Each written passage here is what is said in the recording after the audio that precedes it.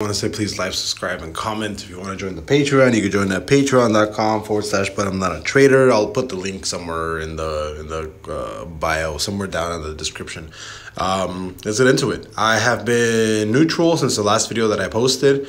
As of right now, we are pushing towards my next target of 56223, which I will be shorting at this level. I will be looking for some kind of shorts here. If this doesn't actually come down from here, I'm looking for, if you break above that, which I do think you probably will, but I'm just taking this short as strategy, right? I always like shorting at these levels, even a little bit, right?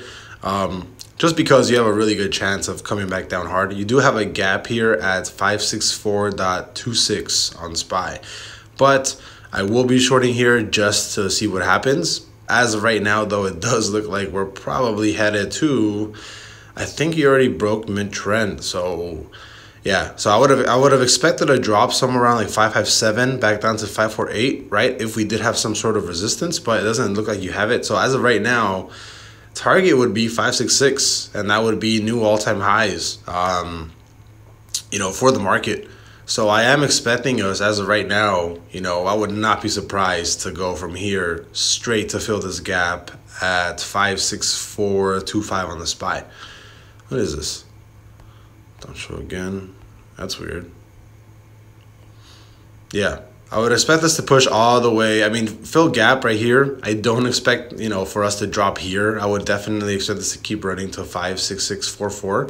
So again, I'm going to short here because that's just based off strategy. I'm going to see if maybe we come down to like a 560, but it really doesn't look like that. It looks like you're probably going to go up to 56645, which is this mid-channel trend here. If I kind of extend out, there you go.